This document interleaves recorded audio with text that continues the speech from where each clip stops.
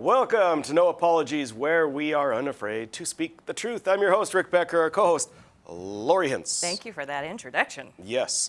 So we've got an interview that I did at Freedom Fest. It's going to be a two-parter. Larry Sharpe, very, very interesting guy. I found him interesting. Awesome. I'm sure our viewers will find him interesting as well. Yes, and we've got a couple of other topics, one of which we'll start right now. Something was sent to me, and I thought, you know what? That's going to be our segment one tonight. Okay. And here is what was sent to me. Pull that first graphic. So there's a gentleman named Jack Weinstein, and he says, well, I just ordered a new box of COVID masks. I guess we're doing that again. Thanks, you stupid anti-vax mother hummers. Pro-life my butt. Wow. Is what he says. Very, very strong words, right? And in the comments section, it says, there's a comment that says, anti-vaccine people are now straight up murderers. Oh, come on. Are we supposed to officially accommodate murderers now? Wow. Now, I put that in there because the heart comment to that is actually from Jack Weinstein. Oh, of course, he loves. Now, this is in the face of this is brand new, breaking. CDC says fully vaccinated people spread the Delta variant and should wear masks. So not only is this person misinformed, because he is assuming that because of the Delta variant, the people who have not yet been vaccinated are responsible for him having to order a new box of masks. So he's completely wrong. Not only is he wrong, he's really sounding like a horrible person here. Really crazy. And let's pull up the next graphic. Who is Jack Weinstein? Oh, he's a professor. At UND. He is a professor at UND, a distinguished professor of philosophy. So, very interesting, I think. So, President Armacost at UND, is this the caliber of people that we have teaching our kids? Wow. Yeah. Now, Jack Weinstein, sounds like an interesting fellow. He published 3 books. I think they all have a huge liberal twist to them. He actually takes on Adam Smith, who is considered, I guess you'd say, the father of capitalism, and is putting a lens on it to fit into a progressive leftist narrative of today. Wow. So he'd be interesting to talk to. Maybe we should have him on the show. If he's not a complete Yeah, he seems kind of cranky and D-bag. Yeah, kind of. So I decided, you know what? He must be intelligent. He's a distinguished professor. He's written these books that are, and I've read portions, excerpts of the book, and some commentary on it. And of course, he and his colleagues, Echo chamber? Well, they have such an effort to sound smart all the time that they are expending so much effort looking up the best, biggest words that it's really painful to read through. So anyway, I decided, hey, this professor of philosophy, distinguished professor of philosophy, that you are paying an overpriced fee to send your children to UND to be indoctrinated by the likes of this distinguished professor of philosophy, Jack Weinstein. What else does he post on his Facebook page? Let's bring up the next one. So this is a Trump-Pence totally campaign poster, right? Trump-Pence. Vandalized. And I guess they vandalized it. Oh my goodness. Now, but where does this come from? Well, this comes from Jack Weinstein calling on all teenagers in Grand Forks to vandalize Trump-Pence campaign posters. What? In Grand Forks. This is a professor at UND telling high school students and junior high students to vandalize personal property. Oh, good heavens. Now, here's something. I did not know I was in here. What? It's not the sole reason I brought it up. Oh, I had no idea. Now you're the you're on his list right. too. Well, it makes sense. If you're an unhinged leftist, you probably have something hateful to say about me. And he does. He says, I would like everyone in the state to ask a simple question. Would you go to a plastic surgeon who doesn't wear a mask? And then he's talking about the 10-point plan I had if I had been governor, if I was the state health officer. Of course, he distorts it. But he tells everyone, Bismarck, Mandan people, take heed. Do not go to this monster's clinic unless you want to die. Oh, my goodness. Now, I have to say that since he posted this in September of 2020, My practice has been busier than it's ever been, and no one has died. So it's possible that you are miscalculating some of these things. Let's go to the next graphic. This is so interesting. So, well, Jack brings in so much good stuff here because he's so wrong on everything. So this is July of last year. He says, I had the first fight of a long-term friendship with a friend about Sweden and the virus more than a month ago. This person's position was that Europe should not be as restrictive as it was being, and they should follow Sweden's model. I responded that Sweden's model was morally untenable and that it put the world at risk. I believe I said there are 3 million Syrian refugees in camps whose lives depend on whether we go out to get a cup of coffee. Wow. If I say I told you so to the friend, it will possibly be the end of a relationship that is important to me. So I'm saying it here on Facebook instead. I effing told you so.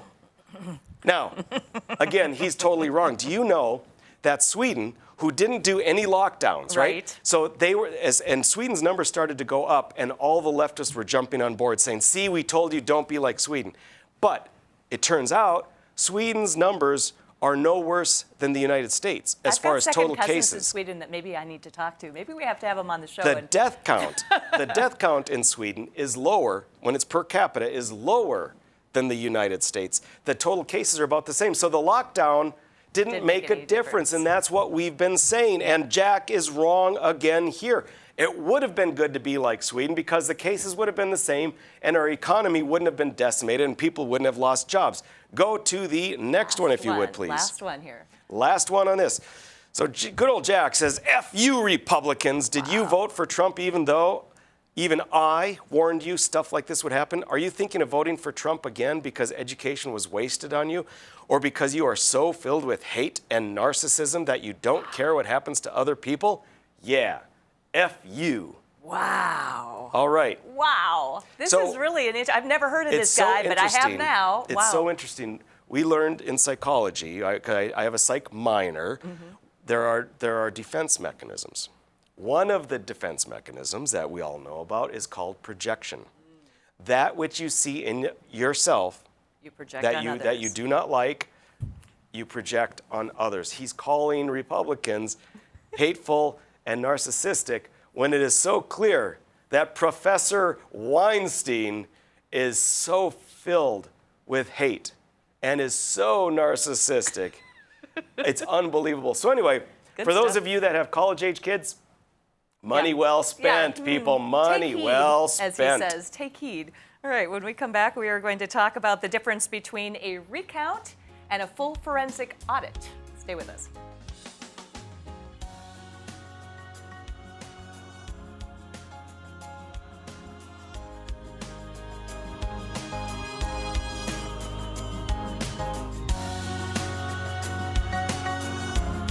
When you can't find answers to your recurring health challenges, it can feel like your health and your future are being held hostage. The Wellness Way is a network of health restoration clinics that think and act differently to solve the health challenges others can't. Here, we disrupt the standard approach to care through a combination of testing, individual plans, and one-on-one guidance, putting your health and your future where they belong, in your own hands. 40 years ago, Aero Service Team started with one truck and lots of hard work. Times may have changed, but the hard work that we put in to get your lives back in order after fire, water, and disaster hasn't. Over the years, we've seen so many families lose their belongings due to water and fire damage. Restoring homes back to the original state has made every hour of hard work well worth it. Thank you for trusting our family with yours. When disaster strikes, you only have to make one call. Aero Service Team does it all. It's every American's right to bear arms. At Mandan Sporting Goods, we're here to help you support your Second Amendment rights, which reads, a well-regulated militia being necessary to the security of a free state, the right of the people to keep and bear arms shall not be infringed. Whether you're looking for a pistol for personal defense or collector gun, we have the staff to help you. We also have the area's largest inventory of ammo and reloading supplies. Mandan Sporting Goods, the area's local gun and ammo specialists. 40 years ago, Aero Service Team started with one truck and lots of hard work. Times may have changed, but the hard work that we put in to get your lives back in order after fire, water, and disaster hasn't. Over the years, we've seen so many families lose their belongings due to water and fire damage.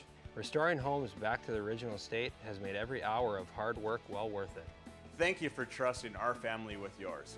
When disaster strikes, you only have to make one call. Arrow Service Team does it all. Every great pizza has a secret. At New York To Go, that secret lies in our perfectly recreated New York water, the key ingredient to making our signature New York-style pizza. We also feature gyros, with the region's only gyro meat spit, plus Nathan's Hot Dogs, calzones, and our delicious jumbo buffalo wings. Try a 14-inch or our special giant 20-inch pizza tonight. You gotta know how to fold them if you want to hold them. New York To Go, we deliver for you. Go for Launch 2018 series winner. Without further ado, it is my honors. Regiment. The winning team is the Flumen River Excellence. Oh my God! They won!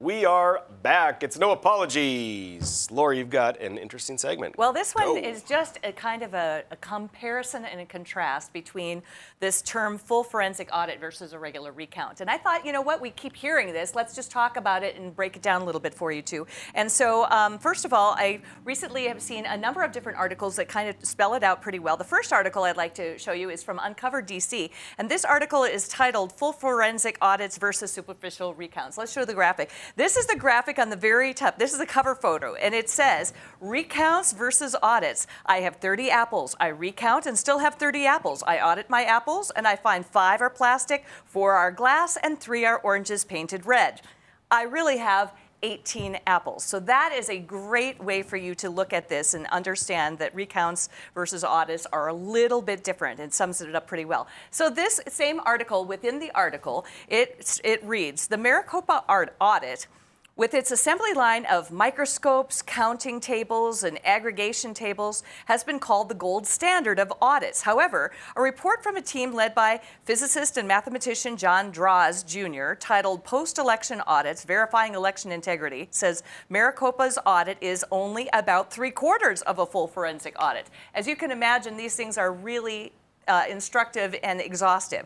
Now, this same article goes on to say, an article by Stu Sverick, by a vowel Stu, called Post-Election Audits, What You Don't Know About Them and Why They Shouldn't Be Done, looks at the Draws team report, whose website earned Patrick Burns' highest recommendation for election integrity information. He explains that election results can be certified by the state prior to any investigation into irregularities, machines, or processes, and that many post-election efforts involve only recounting, canvassing, and certification.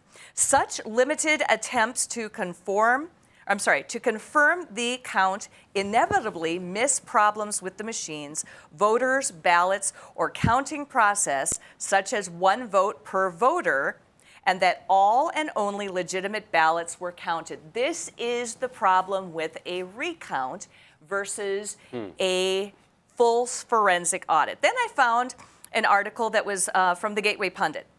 And this next one says, and this is the background of this one is that there's this great description of Arizona forensic audit procedures buried in the Gateway Pundit article on how in Michigan they were having a Trump rally anyway, about Trump 1 rally. So after spending the day at the audit facility in Maricopa County, Arizona, former NYPD Chief Bernie Kerik shared his professional opinion here in this article, and he had seen the operation firsthand. Here are some excerpts for you. To say that I was impressed after viewing the audit process for myself would be a massive understatement. I've spent decades working in security and law enforcement at the highest levels, and this is exactly the level of conscientiousness and attention to detail that I would demand for a sensitive or high-profile profile investigation. They're not trying to reinvent the wheel. They're using the same methods casinos have used for decades to catch cheaters, which is a great way to do it, I think. Before a person can even enter the premises, Bernie Carrick says, their name must be on a pre-approved list. After winding their way through a maze of corridors, they arrive at a security checkpoint where their ID is checked. From that point forward, visitors are escorted at all times by audit personnel. Now, after being briefed, visitors must forfeit their cell phones, cameras, and any writing implements they may be carrying before they can even be escorted to the audit floor. That is why the Democrats' claims of seeing auditors wielding blue and black pens are so implausible, because they're not even allowed writing utensils. Now, Bernie Carrick goes on to say, when I was there, one of the auditors showed me an example of a ballot that was flagged as suspicious because, get this, every single oval was filled out perfectly without a single stray mark. Something that would be easy for a machine to accomplish, but is almost impossible to do by hand. All right. Third, yes, right? So third article, this one is from the Washington Examiner.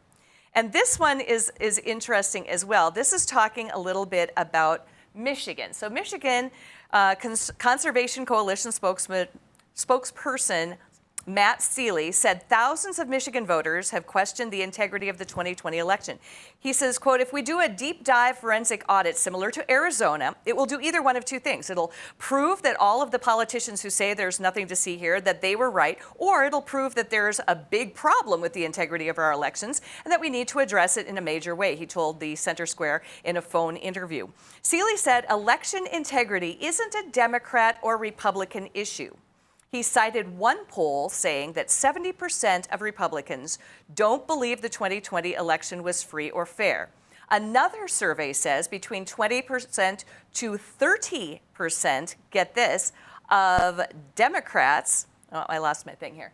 20 to 30% of Democrats said it was very likely that Democrats stole votes or destroyed pro-Trump ballots in several states to ensure that Biden would win.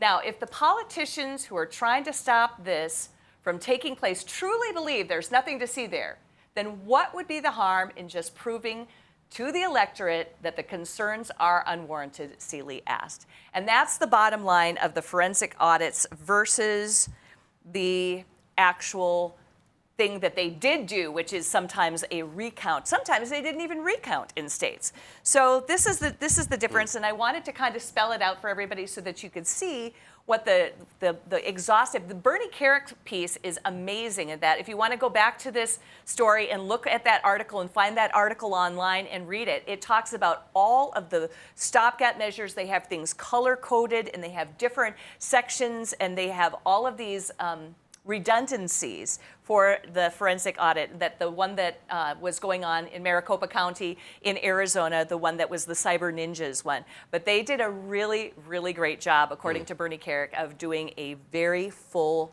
clean audit. Now, we're still waiting for all of the results to come in. There are subpoenas that have just gone back. The other thing that's going on today is you're starting to see some interesting new articles coming out just today, too. If I could actually open it, and I can't open it. But the deal with the articles here, see if I can find it here.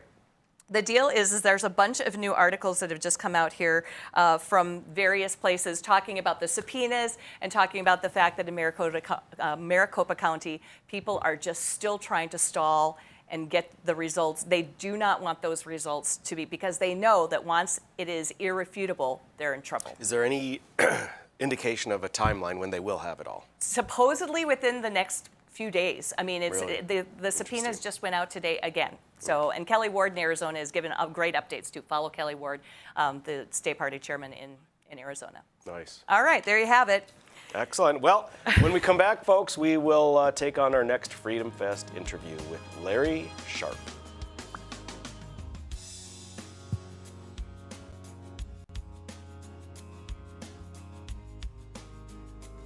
When you can't find answers to your recurring health challenges, it can feel like your health and your future are being held hostage. The Wellness Way is a network of health restoration clinics that think and act differently to solve the health challenges others can't.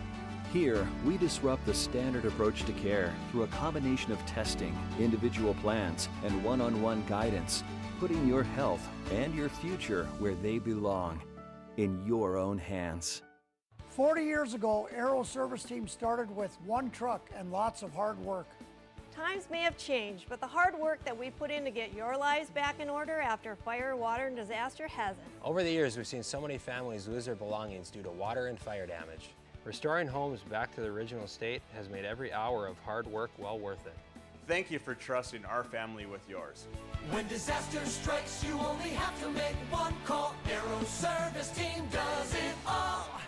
Prairie Patriot Firearms and Training is the region's most complete gun and training center. 5-lane indoor range, a gun shop, and a certified training facility. Firearms training courses are offered daily for new, intermediate, and advanced shooters. If you're not comfortable in a classroom setting, Prairie Patriot offers one-on-one private lessons, from basic self-defense training to concealed weapons testing, along with a full line of guns, ammunition, holsters, and concealment clothing. Prairie Patriot, 3930 Memorial Highway, prairiepatriot.com. 40 years ago, Aero Service Team started with one truck and lots of hard work. Times may have changed, but the hard work that we put in to get your lives back in order after fire, water, and disaster hasn't. Over the years, we've seen so many families lose their belongings due to water and fire damage. Restoring homes back to the original state has made every hour of hard work well worth it. Thank you for trusting our family with yours. When disaster strikes, you only have to make one call. Aero Service Team does it all. Every great pizza has a secret. At New York To Go, that secret lies in our perfectly recreated New York water, the key ingredient to making our signature New York style pizza. We also feature gyros with the region's only gyro meat spit, plus Nathan's hot dogs, calzones, and our delicious jumbo buffalo wings. Try a 14-inch or our special giant 20-inch pizza tonight. You gotta know how to fold them if you want to hold them. New York To Go, we deliver for you. It's every American's right to bear arms. At Mandan Sporting Goods, we're here to help you support your Second Amendment rights, which reads, a well-regulated militia being necessary to the security of a free state, the right of the people to keep and bear arms shall not be infringed. Whether you're looking for a pistol for personal defense or collector gun, we have the staff to help you. We also have the area's largest inventory of ammo and reloading supplies. Mandan Sporting Goods, the area's local gun and ammo specialists.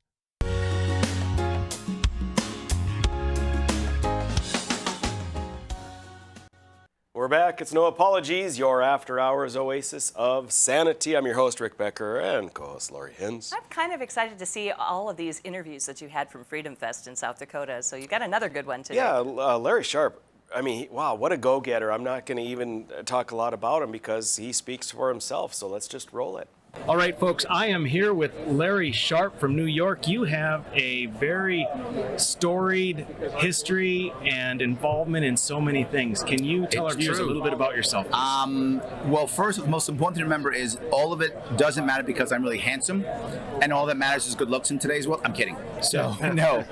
For most people who don't know, I actually grew up in the Bronx as a kid in the 70s and the 60s, and now, as of, 3 years ago, I ran for governor of New York as a libertarian. I run a consulting firm. I have a podcast called The Sharp Way, which I try to get people to think more about moving towards a libertarian way of thinking. I've been focusing heavily on more of the left than the right recently, but I do both sides, trying to get... I'd love to get 8 billion libertarians. I'd love that. But I'll take better Democrats, better Republicans for right now. Oh, yeah. Absolutely. That's what I'm working on. So, yes. You know, in North Dakota, where my program airs, there is a very interesting divide right now. And it's between the what I would call conservative, small, limited government Republicans, which are very aligned with at least certainly small L libertarianism. Sure. Yes. Versus the big spending, we'll say moderate, progressive Republicans. And the establishment, moderate Republicans, are trying to, ostracize or marginalize the true conservatives by calling them libertarian extremists. And I find it so difficult because it's effective, but I don't want to distance myself from libertarianism because it is at the heart, the foundation for conservatism. What you find that I use often, I have a similar issue in New York City. I live in New York City. And from New York State. New York City, it's 6-1 Democrat to Republican. New York State, 3-1 Democrat to Republican, right? So upstate, it's a bit more red, but heavily, heavily blue, right? It's the state. I get it. So how do you handle that? Well, you focus on the outcomes that you want versus focusing on the way to get there. The way to get there should be a discussion. But the goal has to be the same, right? Do we want better schools? Yeah, we all do. No one's going to say, I want my schools to be terrible. No one says that. They all want good schools. Now, the problem is what most people on the right will yell is, school choice is everything. They'll yell school choice right away. School choice is now a buzzword for more moderate or left people to go, oh, that means you want to defund the public schooling system. So now you're fighting. So don't focus on whether you want to defund or not defund or school choice or not. Focus on, do we want better schools? Yeah. How do we get there? Now you have a conversation. Do we want farmers to be able to have the cash crops that they want? Okay, then how do we get there? Right? What do we want? That's the key. An example I'll give is in Wyoming. Wyoming has a law, if I remember right, where if you're a farmer and you agree to sell only within Wyoming, you're immune from all federal regulatory bodies. That's beautiful. Yeah, so that's the kind of thing. Now, how could someone who's on the left agree with that? Well, you're still regulating them, but locally, and the farmer gets a choice. Does the farmer want to sell across borders? Awesome. You got to follow federal guidelines. Does the farmer want to be a local small market, and that's what makes them happy? Boom, let them do it. So what winds up happening is if you understand a true full libertarian, if there is such a thing, is someone who keeps their First Amendment rights and can say, I don't like that, or I don't like this, or I think that's wrong, but won't force you to conform. Right. And as long as I can do me, you can do you, we'll be fine. Yeah. And the problem is most people in government, left and right now more left than right, but both sides have done it, don't want to just accept me being me. They want to force you to be me. Right. And that's the issue. There's a difference between acceptance and tolerance. I agree with you. It's a difference, right? Completely. I don't have to accept you. I have to tolerate you. Right? If I want to accept you, awesome. I'm happy to. Exactly. But if I don't want to, I don't have to. I just have to tolerate you. Yep. The problem is now we're having forced acceptance. And that creates rebellion, and we fight back. And now that makes even tolerance impossible. And I don't need you to accept. Just tolerate.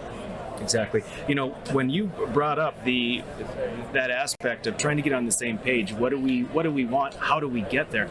I think that's at the core of the lack of civility in discourse in America, because we immediately, I think, I'll say I think it comes from the left far more, but immediately go to personal attacks, emotional responses instead of stepping back. Because a lot of people say on the left, I've heard they'll say, well, you know, Republicans are racist and so forth. And well, what about Aunt Jane? Well, no, not her. Right. Well, what about your neighbor Susie and Joe? Right. Well, no, they're good people. But the other, so what it comes down to is if you treat people like human beings and you say, you know, what is it that you want? And we could pick housing, we could pick immigration. We want the same thing. Absolutely. We believe that there's a different route to get there. And 100%. And I think conservatives and libertarians will almost always be on the same page as to what the best route is to get to that end point. The issue is, are you prepared to create an environment that allows people to go their own way? Exactly. Right? If you're prepared to create that environment, then all of a sudden you'll find most will do the right thing. Some won't, but that's why you have cops. Right? Exactly. Some won't, right? No matter what I do, I can create a great environment. There's going to be some people who are going to do things they shouldn't do. That's why you have cops. Yep. If I can make a perfect environment, we get rid of the cops. But I can't do that. It's impossible. So that's why you have them. But the problem is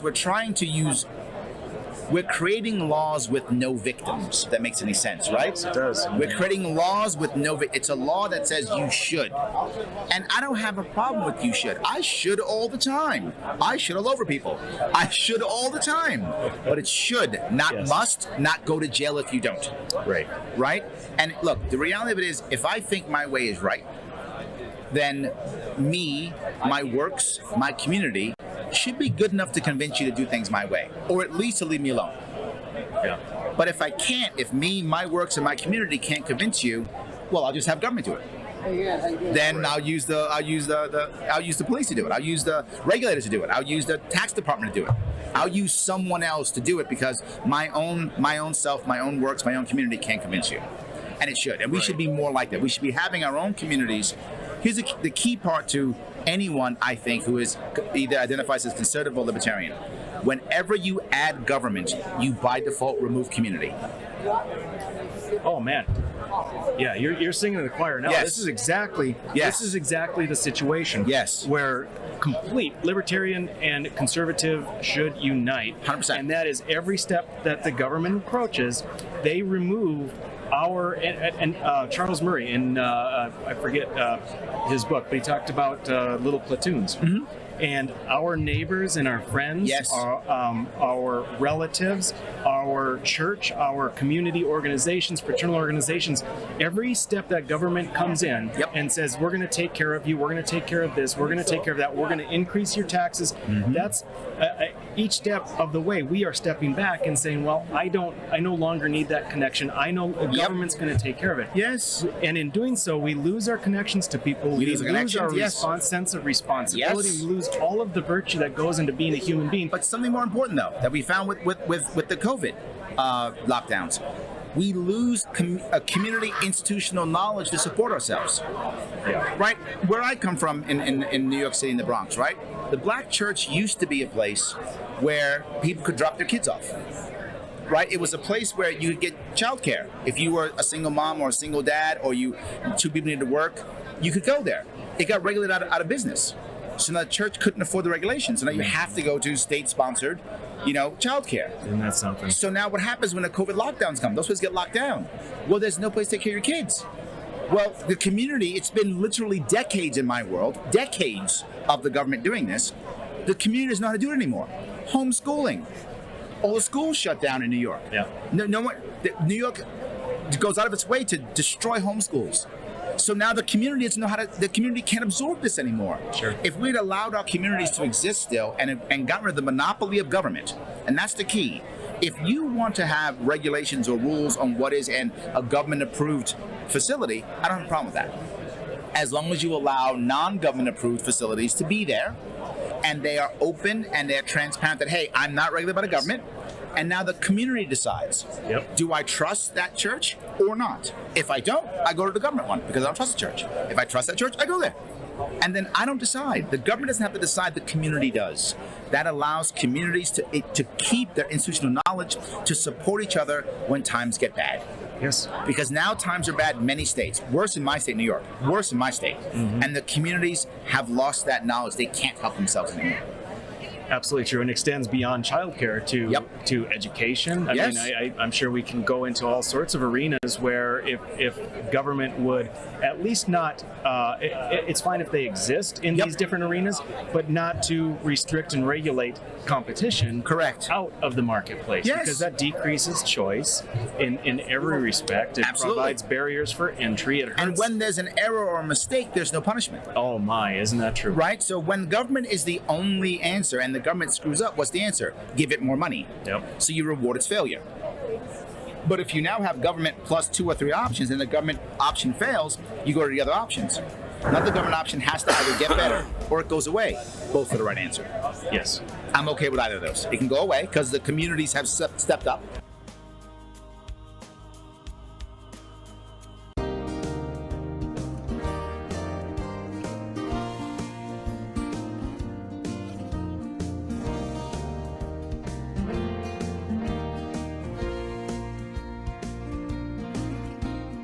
When you're buying windows, make sure you're comparing apples to apples. Hi, I'm Jesse with the Window Source. We only sell you the best windows and doors for the best price. Call the Window Source. Just because you pay less doesn't mean you get less. Calling all first responders. Join us Saturday, July 31st for First Responders Night at the Bismarck Event Center. The Bucks take on the Green Bay Blizzard with a 7:10 p.m. Central Time kickoff, and will highlight those who serve and protect our communities. For more information on tickets, visit bismarckbucks.com and download your free general admission ticket today. Saturday, July 31st, it's the Blizzard versus your Bismarck Bucks. See you on the 31st. Go Bucks!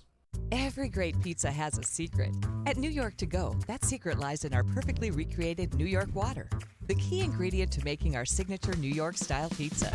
We also feature gyros with the region's only gyro meat spit, plus Nathan's hot dogs, calzones, and our delicious jumbo buffalo wings. Try a 14-inch or our special giant 20-inch pizza tonight. You got to know how to fold them if you want to hold them. New York to go. We deliver for you. It's every American's right to bear arms. At Mandan Sporting Goods, we're here to help you support your Second Amendment rights, which reads, a well-regulated militia being necessary to the security of a free state, the right of the people to keep and bear arms shall not be infringed. Whether you're looking for a pistol for personal defense or collector gun, we have the staff to help you. We also have the area's largest inventory of ammo and reloading supplies. Mandan Sporting Goods, the area's local gun and ammo specialists. We're the ladies of Another View, bringing you a fresh view on local issues. And different perspectives you won't get on the mainstream media. Watch us weekday afternoons at 4:30 Central Time on Beck News and at beck.news. Hello, I'm Mike Lindell, and as you know, my passion is to help each and every one of you get the best sleep of your life. That's why I created my new Giza Dreams bed sheets. The first night you sleep on my sheets, you'll never want to sleep on anything else. Go to MyPillow.com or call the number on your screen right now to get your very own MyPillow Giza Dream Sheets. When you buy one set of sheets, you'll get another set absolutely free. For the best night's sleep in the whole wide world, visit MyPillow.com. Could you do us a favor? Beck TV is a finalist for Best Local TV Station in the Bismarck Tribune's Best of the Best. Vote now through August 9th by text or online. Vote for your leader in local, Beck TV.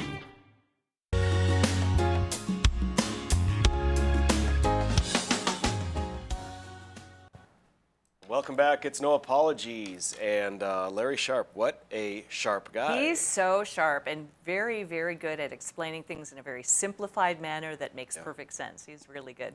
Let's continue on with the second segment of that interview. Because here's the thing to remember, most people think that a libertarian means everyone has to suffer. No, it goes back to Bastiat, which Bastiat said, he said, just because I don't want government to do it doesn't mean I don't want it done. Right. I want kids to be educated. I want people to eat. I know people get into bad spots in their life and need help. That's how the world works. Yep. I just don't want the monopoly of government to be the only answer. Exactly. Isn't that something Bastiat, roughly 1800 or shortly thereafter, exactly what you said, and one of the quotes is even specific to education. Because I don't want the state doing education, they will say that I am against education. So around 1800, that same logic, that intentional misapplication of motivation that he was talking about, we see all of the time today. Constantly. Look, if you ask the average person, do you like monopoly? No, monopoly's bad. Yeah, I would agree. Isn't government monopoly? Well, not that. Well, no, that's also monopoly. Right? That's also a monopoly. So how about we have more options? Right? There are some people who will trust their government, who want to go there and go to the government school. Okay, I'm not going to stop you. Again, I tolerate that. But do I have to make it the only thing? That's my issue. Right. And the best part is if you give government competition, the government schools or the government healthcare facilities or the government child care facilities will either get better or they'll go away because the community has found the answer. As long as the people are served in a way that they feel best, I'm happy. I don't see how anyone could argue with that. But I agree. Somehow. Well, what they'll do is they'll just yell at you and start a culture war.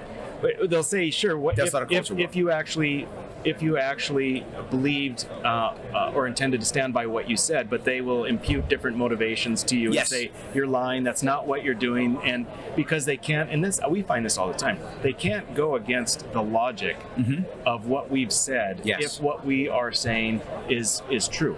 Well, the issue to remember, though, is, and a lot of people struggle with this, politics is emotional. It's not logical. I run for office. Politics is not logical, it's emotional, and it's a popularity contest. It's those two things. And I know it sounds terrible, but I have the best ideas and the best answers and I have the best logic. Yes, but are you popular? And does it feel good? It doesn't feel good? You're not popular? It's irrelevant. It doesn't matter if it's right. That's how politics works. And we have to realize that you've got to be able to have all those cool answers and have the right logic, and on top of that, be popular and feel good. You've got to make the stuff feel good. One of the things I've gone out of my way to do is try to make my policies feel good. It's hard because they're policies. So how can policies feel good? One thing the Democrats did in the past, they've changed. But if you go back about 2 years or so, the left was very good on rhetoric. All the rhetoric was feel good. It was like, oh, we're going to be fair and it's going to be awesome and we're all kumbaya. We're going to hold hands and skip the tulips. And the rhetoric sounded amazing. And people flocked to it because it felt good. Oh my God, these guys are great. Republicans were talking about things like, let's build walls. That sounds terrible. But is building a wall better policy than skipping through? Yeah. Right. But it didn't feel good. No. So people didn't like it. But now the Democrats are in charge, they're all about alienation. They are not about feel good anymore at all. Total division. They are not about feel good. They're like, we won now. That feel good stuff? They are totally the opposite now. Right. And they're alienating their own people. And the example I'll give you is New York City. New York City, one of, if not the most liberal city in the country. Maybe San Fran is more, but it's close at least, right? Mm-hmm. We just elected, or I should say, won the primary, Democratic primary, a former Republican, a former cop. A guy named Eric Adams. He's probably going to be our next mayor.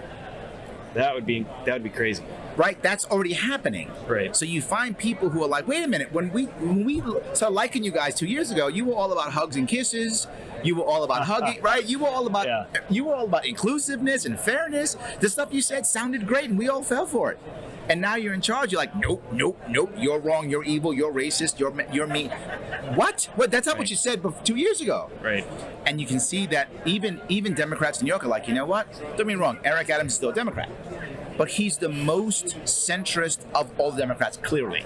Yeah. So relatively, that makes sense, right? Yeah. Don't forget, in New York City, our Republican mayor was Bloomberg. Yeah. He was Republican. So you can understand what a Republican is in New York City. Yeah. It's not the same as a North Dakota Republican. They're different Republicans. Right. So when it comes to messaging, I mean, you bring up a good point. It's got to be something that feels good. Sure. I want to reflect back to, I don't even know how to categorize the messaging. I want to reflect back to Trump when he was trying to communicate with the black community and saying, "What do you have to lose?" Mm-hmm. That it wasn't warm fuzzy. It wasn't feel good, but I think it was reflective. People give Trump too much credit for this one. What Trump did well was, what he did well for the black and brown communities of America was not push the culture war. He was talking more about policy issues for them. Yeah. Right? But he didn't convert black and brown people to become conservative. Lots of people in the black and brown community are already conservative. I mean, most of my family in Florida that are black. Most of my family, my black part, I'm half. I'm half white, half black. My black part of my family, most of it's in Florida.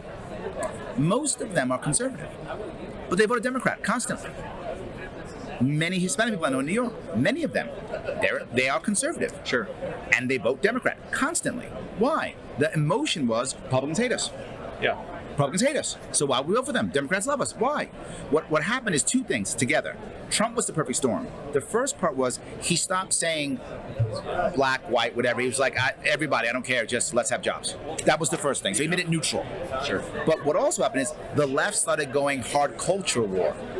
And as the left started going hard culture war, the conservatives in the black community and the Hispanic community said, they don't represent me anymore. I have to vote Republican. Okay. So what happened is more conservative black and brown people who used to vote Democrat, Trump opened them up to vote Republican. And the left pushed them out. Yes. The left pushed them, and Trump was like, come on in. And they went, all right. And they came in. And then Brexit happened, and now the community of color began to, there now was a community of color within the Republican Party, which really didn't exist before. Yeah. It didn't exist. Now it exists. So now when people get upset with the Democratic Party, they go, there's a place to go, when there wasn't before. So I think it's a perfect storm. I'm not taking anything. I'm not saying Trump didn't do a good piece in that. I'm just saying it wasn't only him. Sure. Right. He opened the door, but the left pushed him out. Right. So the environment, when Trump opened the door, the environment that was present then still exists now, and maybe even more so as far as this culture war. So it could be that regardless of who the Republican nominee will be, or Libertarian nominee, there will still be a more bleeding, we'll say, people of color 100%. from the Democrat Party. That's totally true. You find James Carville said it. James Carville was yelling about wokeness a year ago. Yeah. He saw it.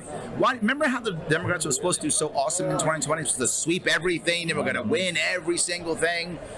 they barely won this thing. Yeah. Right? They barely won this thing. And what was the reason why?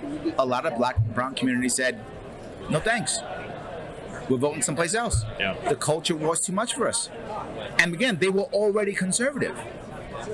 Right? They were already, right? I mean, if you look at just conceptually, the black community and the white community, their levels of conservatism are pretty similar. But still, over 90% of the black population voted Democrat. That's gone down since Trump, and it's going to keep going down. Right. I think you're going to find black and brown communities go back to very similar to white rates when it comes to voting Republican Democrat. But you're saying it's even more of a push than it is a It's pull. more of a push than a pull. Huh. The Republicans are not good at reaching out to brown and black people. They aren't good at it. They aren't. Right. But what Trump did well was just make it neutral. Sure. He didn't make it feel like I don't care. He made it feel like, yeah, I'm in, come on. You want to come? Come. I'm here. He made it feel like, whatevs. Yeah. Come on in. When in the past, in many cases, Republicans have made the black community feel like they're not welcome. Gotcha. And Trump, he just said, whatever, I don't care. Just come on if you want to. And the left has been pushing him out as though tomorrow, and now it's open. As long as Republican rhetoric doesn't change back and stays a more, I don't care who you are, come on in, we don't care. If it becomes that, and what has happened also, by the way, on a separate side, many of the people on the right, their common cause has been anti-socialism. Yes. That's been a common thing recently. And it doesn't matter your race or ethnic background, you can get behind that. Right? It doesn't matter. You would think so, yeah. You can get behind that, right? So, okay, so I'm against socialism, okay, so we're all against socialism. I don't care what religion you are. Yeah. I don't care what your ethnic background, what country you came from, skin color, whatever. Mm-hmm. Okay, we're against it. So I think that's a uniter. Yeah, I think you're right. Yeah. I think you're right. It's going to be very interesting coming up 22 and then 24. Who knows what's going to happen? I agree. It's going to be a very challenging one because the people are scared now for 2024 already, right? Now politics become much more of a blood sport. Gotcha. So, yeah. Perfect. Well, Larry, it was a pleasure having you. I believe that we could talk for hours and hours. Probably, and yes. I would enjoy it, but I would probably need a little bourbon. I have a shtick on my program where I have bourbon every night. Next time, my friend. Next time. All right. Larry, Sounds good. So good having you on. Absolutely. And guys, check me out on The Sharp Way. Please, The Sharp Way is my cool show I do almost every day. Sharp Way. Check me out on Twitter, YouTube, all the interweb things, or just Google Great Larry Sharp. podcast. I was looking at the list. A lot of great topics. You folks are going to love it. All right, Larry, thanks again. Thank you, my friend. So that was good. Yeah, he was. I could talk with Larry for a long time. In fact, he had told me that he was accustomed. He has a podcast, I believe. He was accustomed to doing interviews that were upwards of an hour and a half. Oh wow, in length. I can see that because he just goes, but great information. Yeah, very good. I expect we'll hear that name more often. I think so too, and I also suspect that we're going to have to at some point have him on the program here. Well, that would be fun. Yeah. Yeah. All right, folks. We will be right back. We're going to be talking about a couple more executive orders from Joseph Robinette Biden Jr.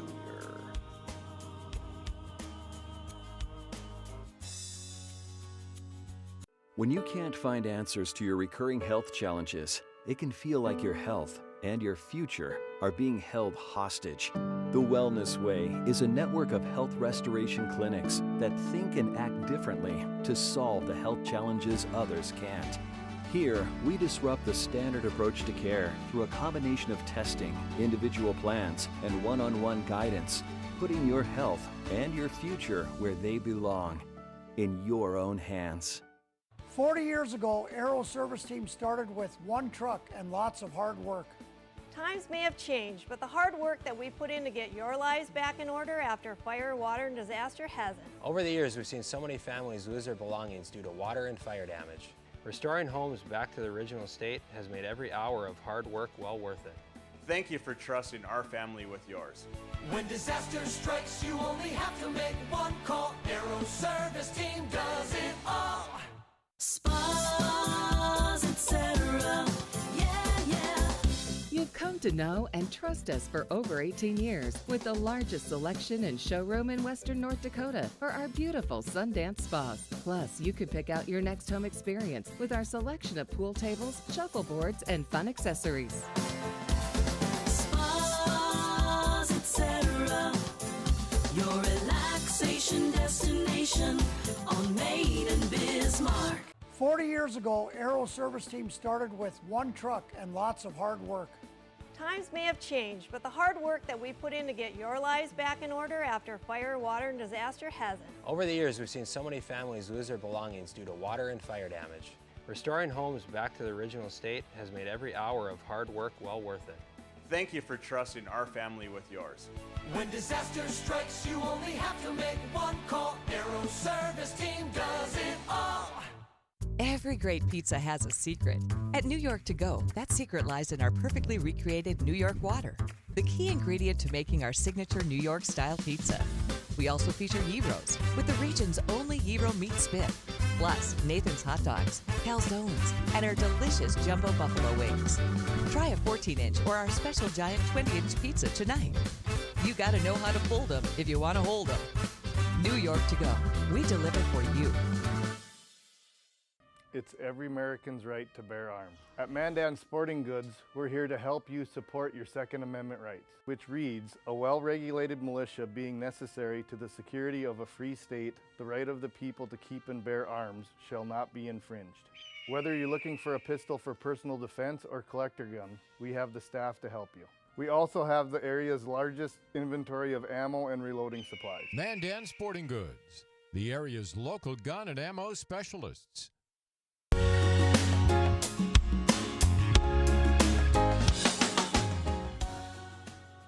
All right, we're back. It's the final segment. You made it. I made it. You made it. You're still ailing a little bit, but he's doing well. I mean, Yeah. not gonna I'm lie. hanging in Fake there. it till you make it, honey. Yeah. All right. Number 77, a proclamation honoring the victims of the tragedy in Boulder, Colorado. So it's a proclamation that the president offered. And of course, there was the March 22nd shooting in Boulder, Colorado. And you know, the problem that I have with these, I mean, it's fine, I guess. It's not like I have to be irritated at everything the president does. But you know, we have these proclamations for this killing was, I think, 10 people, was it? The interesting thing about this is not widely known or remembered. I don't think this was one of the more memorable tragedies. So people may not even remember so much the Boulder tragedy, as they call it in this proclamation. And yet there is a presidential proclamation on it. Right. But you know, the thing is, that I'm thinking is, there's no proclamation about the vast majority of killings, the vast majority of shootings, which is happening in inner cities. Weekends in Chicago. It's the proclamation is all based on a news cycle, on especially if it's a white shooter, especially if it's a conservative white shooter. My goodness, but it doesn't actually address or concern itself, these proclamations, these actions and declarations by the left, to actually look at the real problem. Exactly. The real problem, Yeah, which the is root cause, which inner is cities. not the gun. Yeah. So go ahead and flip up that first graphic. And again, what they focus on is like, oh, it's this type of pistol. So it said the suspect bought and used a Ruger AR-556 pistol on March 16th, according to the arrest warrant affidavit. Biden urged lawmakers on Tuesday to take action by banning assault weapons and high-capacity magazines. So again, what they're going after are things that aren't going to make a difference. If this particular weapon was banned, the person would have used a different weapon. And we had an assault weapon ban for 10 years. I think it was 94 to 2004, if I remember correctly, under the Clintons. Nothing changed. It didn't work. Yes. It did not Now, work. 10 people, including a police officer, were killed, and you probably don't even remember his name. The slain officer was 51-year-old Eric Talley. You probably have never even heard that name. Of course, you've probably heard Derek Chauvin's name. You've probably heard, all George Floyd's name, and you know that because it was, ad nauseum. But this guy, you probably haven't heard about. And he was the first law enforcement officer who was at the scene. And the suspect was a 21-year-old named Ahmad Aliwi Alyssa. I can't say it. Not a wee-wee. A wee-wee. Aliwi Alyssa of Arvada, Colorado. He just suffered a leg wound in this, but there were 10 people, including a police officer, who were killed in this event. If I get shot, please do not let it be by a guy named A wee-wee? A wee-wee. All right. I knew it. So pull up the next graphic. A law enforcement official told CNN Alyssa was not previously the subject of any FBI investigation. Instead, it appears nothing in the federal system would have prohibited Alyssa from buying a firearm. So it's ironic that in this proclamation, Biden says, quote, the Senate should immediately pass the 2 House-passed bills that close loopholes in the background check system. So it has nothing to do with this. But Never again, let a crisis go to waste, as they say. Ding, ding, ding. Exactly Bingo. right. Always the Exactly same. right. The shooting gives rise to the calls for gun control every single time. Every single time. So that's, and then of course you have to have the flags down at half staff as well, because that's part of the deal. So yes, snoozer. frustrating. Next okay, one. next one. A proclamation on Education and Sharing Day. Ugh, let me be gone for this day. I know, right? I know, please let it end. Proclamation. It says, if the isolation and loss of the last year has taught us anything, it is just how much we need each other, how intertwined our lives are, and how deeply we crave conversation, connection, and community. Oh, we are at our best when we work together and help our neighbors, whether down the road or around the world. Gosh, that was written so well by a speechwriter. Right. I just want to say that was really sweet.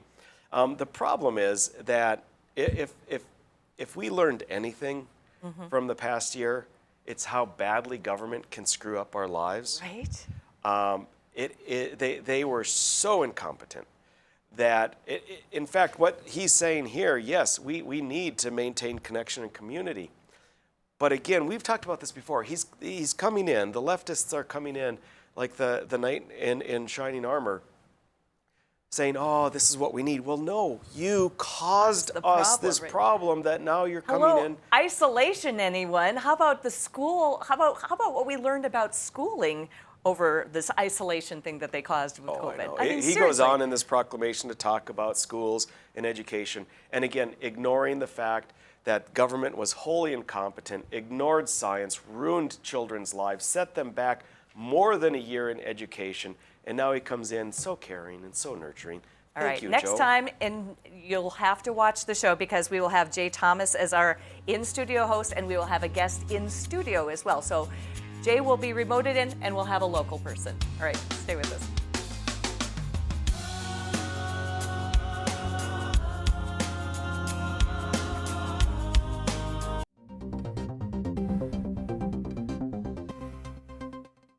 Hello, I'm Mike Lindell, inventor of MyPillow. Thanks to your support, you've helped make MyPillow become one of the fastest growing companies in America.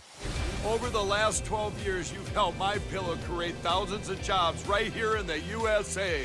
When I got MyPillow, I'm asleep almost immediately. I stay asleep at night and I wake up more well-rested in the morning. That's why I invented MyPillow. My patented fill adjusts to your exact individual needs and helps keep your neck supported and aligned.